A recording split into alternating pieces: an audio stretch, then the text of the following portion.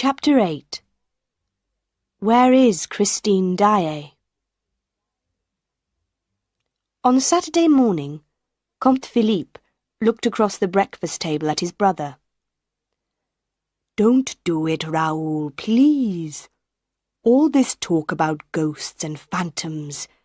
I think the girl is mad." "She's not mad, and I'm going to marry her," Raoul said.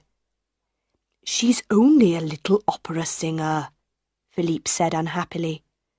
"And she's very young. Are you still going to love her in 10 or 20 years' time?" Raoul drank his coffee and did not answer. There were 2 more unhappy faces in the opera house, too.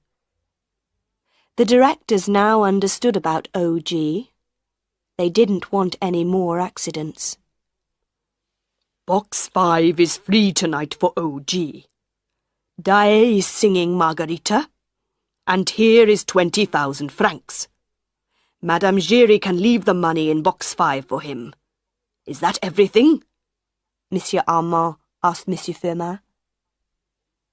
"It's a lot of money," Monsieur Firmin said unhappily. He thought for a minute. "What about some flowers in box 5? Madame Giry says that O.G. likes flowers." "O.G. can bring his own flowers," shouted Monsieur Armand. The evening began well. The chandelier was now back in place with new ropes. All Paris was in the opera house.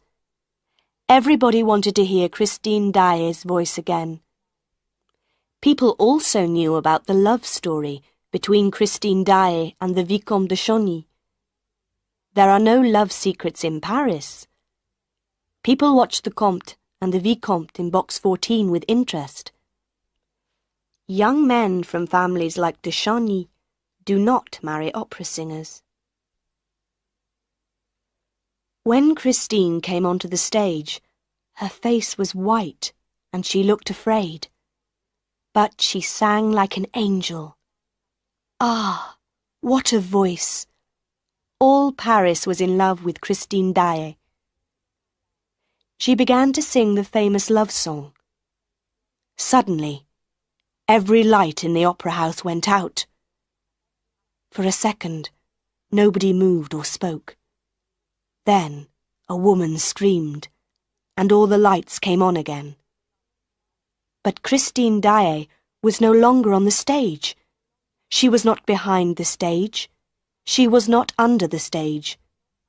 Nobody could find her. The opera house went mad. Everybody ran here and there, shouted and called. In the director's office, people ran in and out. The police came and asked questions, but nobody could answer the questions. Monsieur Armand got angry and shouted, and Monsieur Firmin told him to be quiet. Then, Madame Giry arrived in the office with her daughter Meg. "Go away, woman!" Monsieur Armand shouted. "Monsieur, there are 3 people missing now," Madame Giry said. "Meg, tell the directors your story." This was Meg's story. "When the lights went out, we were just behind the stage. We heard a scream. I think it was Christine Daae's voice. Then the lights came back on, but Christine wasn't there. We were very afraid, and we began to run back to our dressing room. There were people running everywhere. Then we saw the Vicomte de Chagny. His face was red and he was very angry. 'Where's Christine? Where's Christine?' he shouted. Suddenly, the Persian came up behind him and took his arm. He said something to the Vicomte, and they went into Christine Daae's dressing room." "Yes. And then?" Monsieur Firmin said quickly. "What happened next?"